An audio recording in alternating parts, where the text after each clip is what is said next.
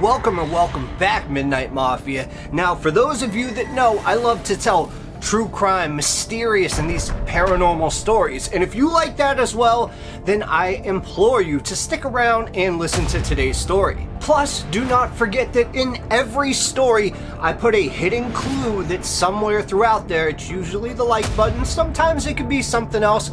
But what that is to do is to cue you to hit that like button and also find the clue, put what the timestamp is in the comments, and of course what the clue is, and then you get pinned and entered into a giveaway that I do.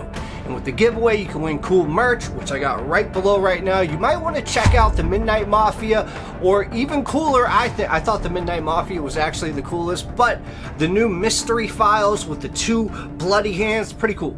Pretty cool, that's all I'm saying. Just check it out. And also, let's strictly go with Patreon. If you're gonna join, you can hit the join button. I might get rid of it, to be honest. I want to focus on Patreon because they have a lot better things that I can give to you. And that's what it's all about. You guys, the community. I would not be here without you. So, let's try to get this up to 71 likes. And if we do that, I will be ultra happy and give you guys an extra story throughout the week. But that's enough. That's enough, right? Because as of now, it's time to slip into a mind that's not our own. Let's go.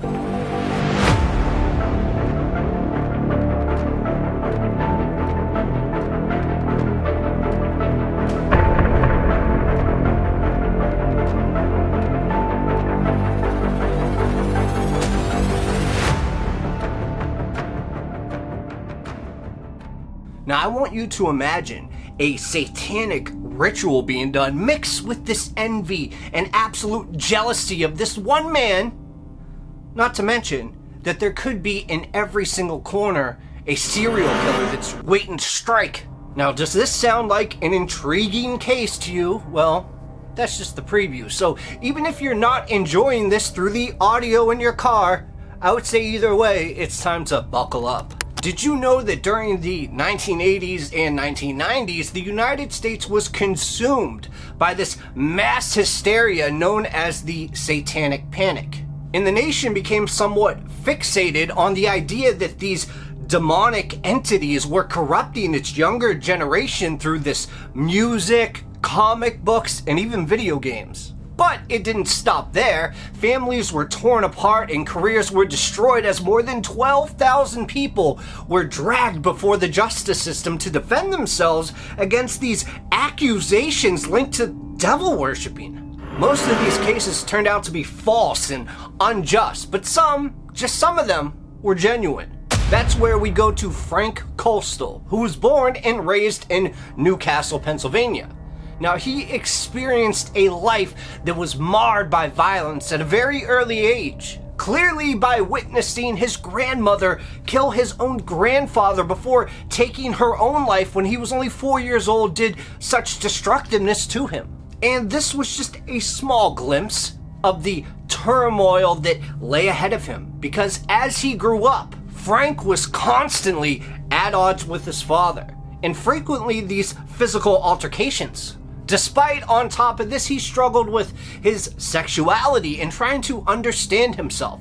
And by the time he was 17 and arrested for stealing a bicycle, Frank had given up on his childhood and dropped out of school entirely. But he thought it would be a bright idea to now enlist in the army. And Frank was thrown into the bloody chaos of Korea, where he witnessed these horrors that would haunt him for the rest of his life. But he couldn't handle the structure and the discipline of military life, so he decided to go AWOL upon his return to America. And he was just desperate for this sense of belonging, so he joined a traveling carnival and freak show, presenting himself as Frankie Francine, an amalgamation of man and woman. And part of his twisted performance included giving birth to a live baby. And after years and years on the road, constantly on display as a spectacle, Frank finally settled down in Pittsburgh. However, his days now were filled with this grueling industrial work, and his nights were spent numbing the pain with nothing but alcohol. And then a cruel twist of fate came in 1970 when an accident at work left him permanently disabled and unable to continue working. So he was forced to retire at just 42 years old, and Frank returned to his hometown in Newcastle, a broken man with a wild mane of hair and a shaggy beard, masking the fresh-faced youth that once was. And despite leaving the carnival, he couldn't resist keeping the colorful spirit alive by parading around the town in this striking red suit. Some dubbed him the town's first hippie, while others saw a resemblance to Rasputin. And Frank embraced both comparisons. It was hard not to draw attention as a man who rolled into a conservative mill town dressed like Frank Costal. So Frank, quickly becoming a target of contempt for the establishment and a beacon of Newcastle's disillusioned youth, his apartment on Highland Avenue became a hub for local teens, misfits, and eccentrics, as described by the police chief. I mean, if you looked at the place, the walls were all painted black and lined with these books about religion and the occult, while these plastic little bats and miniature skeletons were dangling from the ceiling.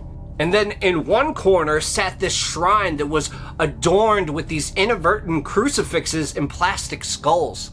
And Frank would hold his followers in awe as he performed what he called satanic rituals. And he boasted about his ability to control others from afar, travel between different dimensions, and cast spells on his enemies. And this young crowd of just misfits was absolutely fascinated by all of this, with some being true believers while others were just there for, the drugs, alcohol, and Frank's impressive record collection. And among them was Lawrence Kadunce, known as Lou to his friends. Now, unlike most of Frank's devotees, Lou was a married man with kids and a regular job. In fact, he was even taking courses at Newcastle Business College in the evenings.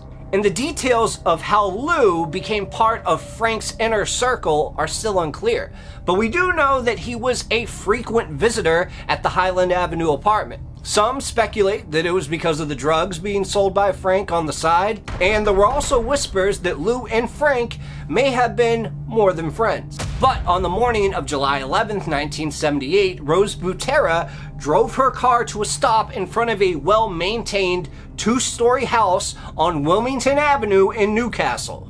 Accompanied by her daughter Lori and Lori's boyfriend, she had come to visit her friend Kathy Kadunce, who they knew would be home since their visit was planned ahead of time. However, as they got out and they went to the house and they went to knock on the door, they waited and there was no answer. So as they stood outside, they could hear what sounded like a baby crying from inside the house.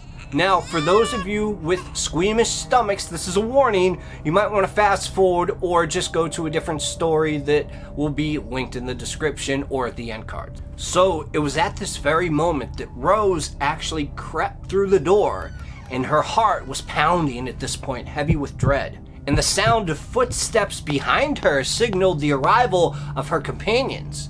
But even their presence couldn't shake off the chilling silence that permeated in the air. So as Rose goes in the house with shaking hands at this point, she scoops up the wailing baby and cradled him in her arms.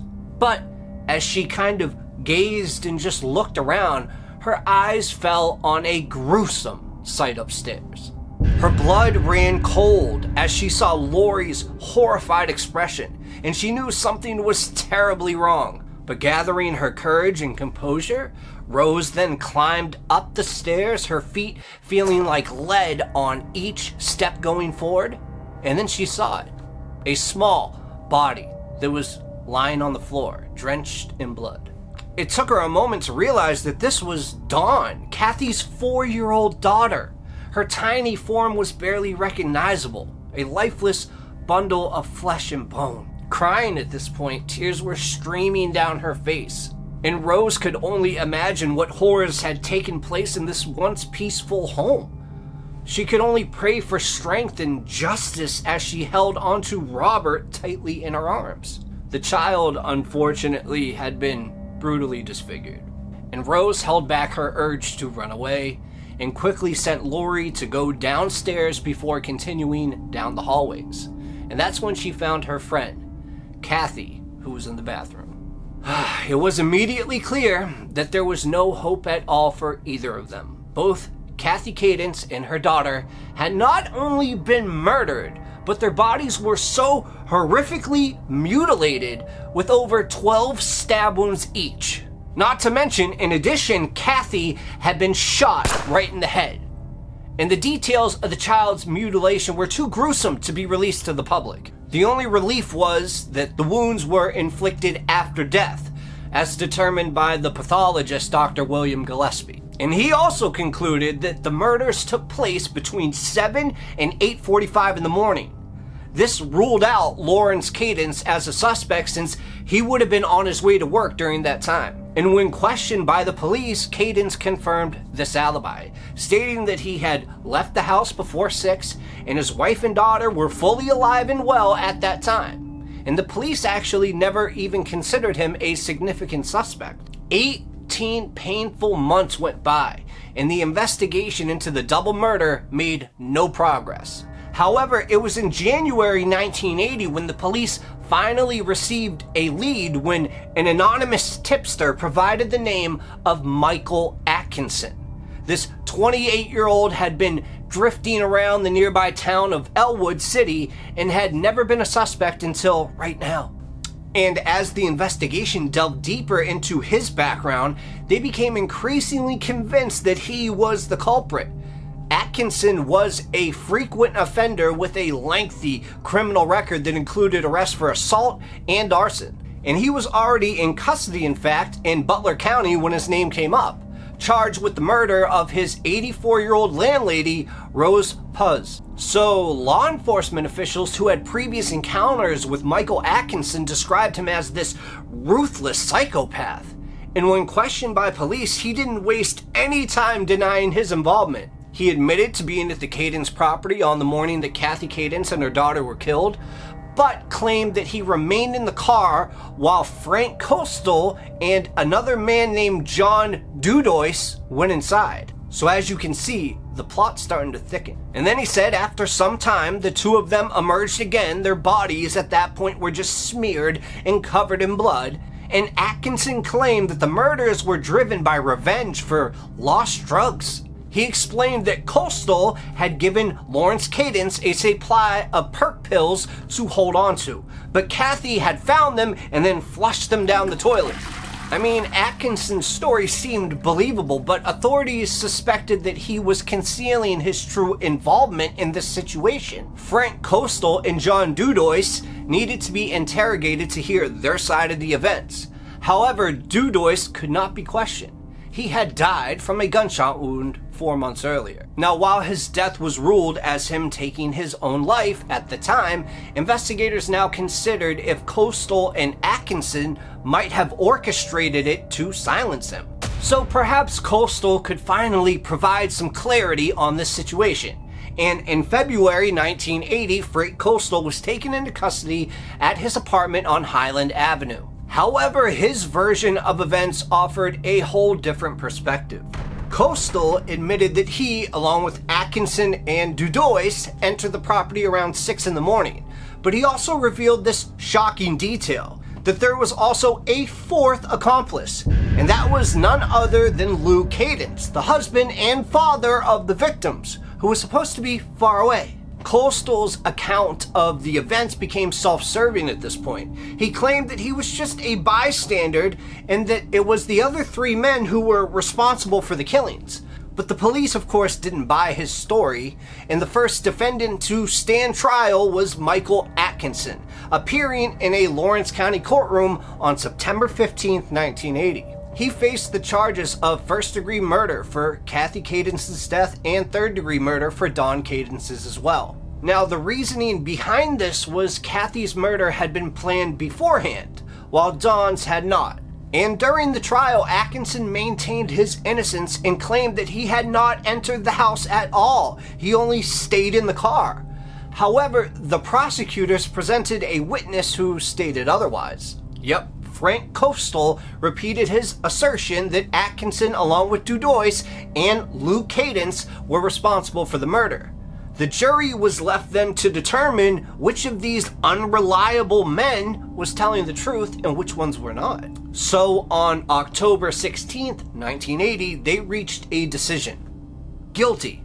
As a result of Michael Atkinson received a life sentence plus an additional 10 to 20 years in prison. I never get this, right? I think if you say life sentence, actually give them life, right? And Frank Costal's testimony had sealed the fate for his former friend, sentencing him to a lifetime in prison. And now, January 1981, it was Atkinson's turn to repay the favor. You see, the roles had been reversed, with Costal now on trial and Atkinson taking the stand as a witness for the prosecution. The case was already very complex, as you could tell, but the prosecutor made it even more convoluted by introducing potential motives that were beyond just drugs. Now, it probably would have been wiser to stick with that one angle and keep it simple for the jury, but instead he seemed determined to touch on every possible aspect. According to him, this was not just about drugs. It was also about Frank Costal eliminating his love rival to have Lawrence Kadunce all for himself. Plus, there was another aspect to the Costal trial that added to its sensationalism, and that was the alleged involvement with Satan. The trial delved into the realm of satanic panic, a growing phenomenon in America at the time, fueled by the controversial and now debunked book Michelle Remembers. Witnesses were eager to share these graphic details of what they claimed happened inside Frank's apartment, including these satanic rituals, animal sacrifices, black magic practices, and even profane marriage ceremonies involving Frank and one of his own male companions. And Lawrence Kadunce's name was the one mentioned multiple times, with one witness claiming that Lou and Frank had already been involved in a romantic relationship and that she had overheard Frank pressuring Lou to leave his wife. Frank had warned her that something terrible would happen to Kathy right before the murders took place. And of course, no satanic panic trial would be complete without a so-called Satanism expert testifying in court.